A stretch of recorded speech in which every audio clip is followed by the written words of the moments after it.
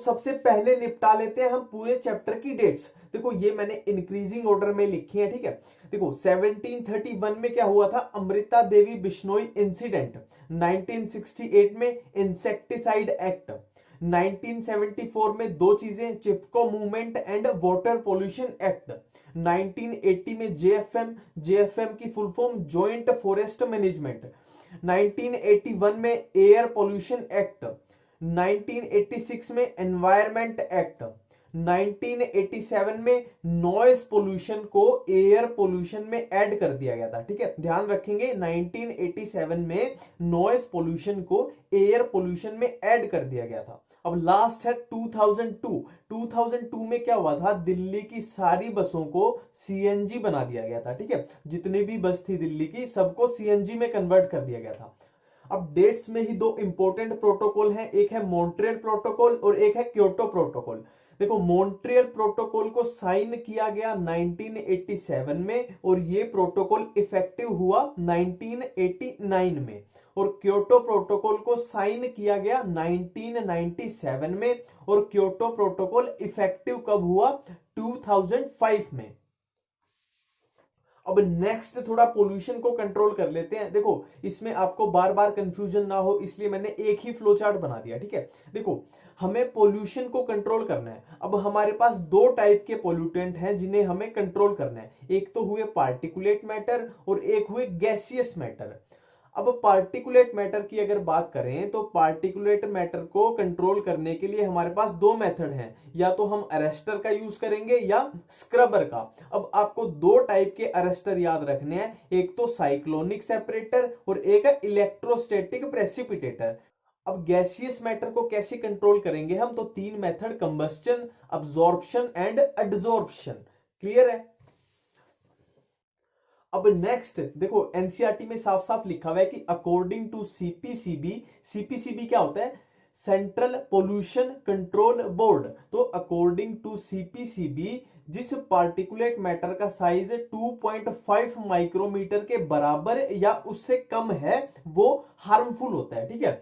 According to CPCB central pollution control board जिस particulate matter का size 2.5 micrometer से कम या इक्वल है वो हार्मफुल होता है, ठीक है। अब नेक्स्ट देखो ये भी मैं एनसीईआरटी की लाइन निकाल के लाया हूं कि डोमेस्टिक सीवेज में ओनली ऑर्गेनिक मैटर होता है, पर इंडस्ट्रियल सीवेज में ऑर्गेनिक मैटर भी होता है और इनऑर्गेनिक मैटर भी होता है, ठीक है। एक बार फिर से, डोमेस्टिक सीवेज में ओनली ऑर्गेनिक मैटर होता है, बट इंडस्ट्रियल सीवेज में ऑर्गेनिक मैटर भी होता है और इनऑर्गेनिक मैटर भी होता है, दोनों होते हैं, ठीक है। क्लियर है।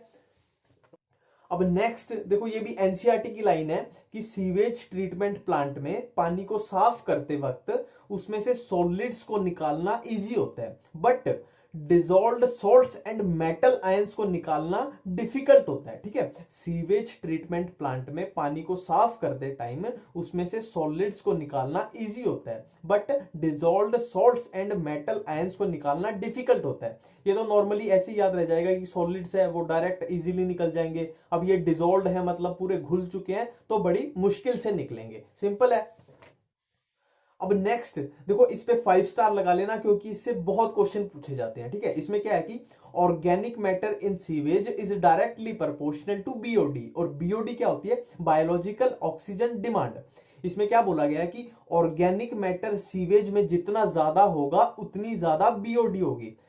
अब नेक्स्ट है एल्गल ब्लूम। देखो एल्गल ब्लूम के बारे में जो भी एनसीईआरटी में लिखा हुआ है मैंने सारा निकाल के रख दिया, ठीक है। सबसे पहले बात करते हैं कि एल्गल ब्लूम होता क्या है। देखो इसके नाम से ही ट्राई करते हैं। एल्गल से हमें याद आएगा एल्गी और ब्लूम से हमें याद आएगा एक्सेसिव ग्रोथ, ठीक है। एल्गल से याद आया एल्गी और ब्लूम से याद आया एक्सेसिव ग्रोथ। अब एल्गल ब्लूम क्या होता है, एक्सेसिव ग्रोथ ऑफ एल्गी, ठीक है। अब एनसीईआरटी में लिखा हुआ है कि जब एल्गल ब्लूम वाटर बॉडीज पे आ जाता है तो उसको वो कलर प्रोवाइड करता है, मतलब वाटर बॉडी जो होती है वो थोड़ी कलरफुल दिखने लगेगी, ठीक है। अब नेक्स्ट है कि एल्गल ब्लूम टॉक्सिक होता है ह्यूमंस एंड एनिमल्स के लिए। तो 3 पॉइंट हो गए। एल्गल ब्लूम क्या होता है? Excessive growth of algae, first point. Second point क्या हुआ कि algal bloom imparts colour to the water bodies, और थर्ड पॉइंट क्या हुआ कि एल्गल ब्लूम टॉक्सिक होता है ह्यूमंस एंड एनिमल्स के लिए। ठीक है, एनसीईआरटी में इससे ज्यादा दिया ही नहीं हुआ। अब नेक्स्ट देखो, ये वैसे तो बहुत इजी है पर इस पे 5 स्टार लगा लेना क्योंकि ये क्वेश्चन बहुत बार रिपीट होता है। ठीक है, सिंपल सा फंडा है कि टेरर ऑफ बंगाल एग्जाम में कहीं भी दिख जाए हम आंसर लगाएंगे वाटर हायासिंथ। ठीक है, टेरर ऑफ बंगाल जहां दिखा आंसर जाएगा वाटर हायासिंथ। इसका साइंटिफिक नेम होता है आइशोर्निया, सबको पता है। ठीक है, अब नेक्स्ट है बायोमैग्निफिकेशन। देखो इसमें कुछ याद नहीं करेंगे, इसके नाम से ही पूरा ऑटोमेटिकली हो जाएगा। देखो इसमें वर्ड है मैग्निफिकेशन, मतलब कुछ मैग्नीफाई हो रहा है। मैग्नीफाई मतलब इंक्रीज हो रहा है। अब क्या मैग्नीफाई हो रहा है? मैग्नीफाई हो रहा है टॉक्सिकेंट। तो सिंपल सी डेफिनेशन है कि टॉक्सिकेंट की कंसंट्रेशन इंक्रीज होती जा रही है सक्सेसिव ट्रॉफिक लेवल्स पे। ठीक है, सिंपल है। बायो मैग्निफिकेशन मतलब कुछ मैग्नीफाई हो रहा है। मैग्नीफाई क्या हो रहा है? टॉक्सिकेंट हो रहा है, मतलब टॉक्सिकेंट की कंसंट्रेशन इंक्रीज होती जा रही है सक्सेसिव ट्रॉफिक लेवल्स पे। सिंपल है। अब नेक्स्ट है यूट्रोफिकेशन। देखो मैं फिर से रिमाइंड करा दूं कि हम एनसीईआरटी की लाइन टू लाइन चलेंगे। ठीक है, यूट्रोफिकेशन क्या होता है? Natural ageing of lake bye nutrient enrichment, कि न्यूट्रिएंट लेक में धीरे धीरे बढ़ते जाएंगे और लेक की एजिंग होती जाएगी, मतलब लेक एक तरीके से बूढ़ी होती जाएगी। ठीक है, अब ये मेनली कौन से न्यूट्रिएंट होते हैं? मेनली होते हैं फॉस्फोरस एंड नाइट्रोजन। ये एनसीईआरटी में लिखा हुआ है mainly due to phosphorus and nitrogen.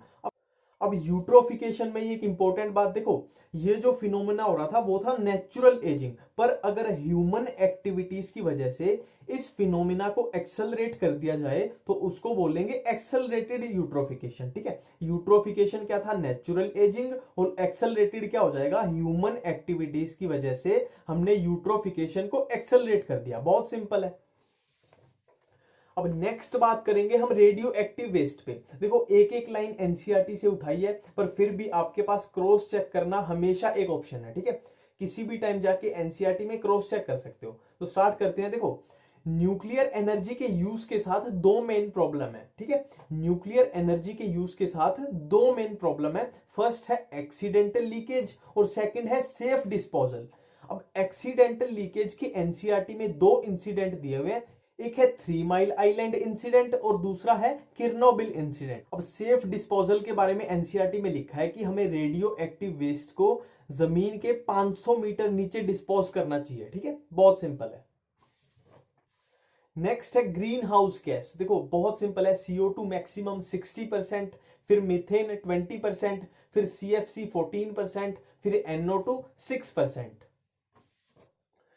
Next है ओजोन। देखो ओजोन के बारे में एनसीईआरटी में जो भी लिखा हुआ है मैंने पूरा इसमें निकाल के रख दिया। ठीक है, फर्स्ट पॉइंट, ओजोन प्रेजेंट कहां होती है? स्ट्रेटोस्फेयर में। ठीक है, सिंपल है। नेक्स्ट पॉइंट, ओजोन को हम मेजर कैसे करते हैं? डॉब्सन यूनिट में। ठीक है, next point, ozone is degraded by CFC. Ozone को डिग्रेड कौन कर देता है? सीएफसी। ठीक है, नेक्स्ट पॉइंट देखो एनसीईआरटी में लिखा हुआ है कि ओजोन होल कहां पे सीन हुआ था? अंटार्कटिक रीजन में। ठीक है, ओजोन होल कहां पे सीन हुआ था? अंटार्कटिक रीजन में। लास्ट पॉइंट कि अगर ओजोन की प्रोटेक्शन ना हो तो हमें कौन सी डिजीज हो सकती है? Skin cancer, mutation, snow blindness और कैटरेक्ट। ठीक है, अब नेक्स्ट देखो ये एनसीईआरटी का डाटा है कि ट्रॉपिक्स में 40% फॉरेस्ट का लॉस हो चुका है। ठीक है, और टेम्परेट में 1% फॉरेस्ट का लॉस हुआ है। एक बार फिर से कि ट्रॉपिक्स में 40% फॉरेस्ट का लॉस हो चुका है बट टेम्परेट में 1% फॉरेस्ट का लॉस हुआ है।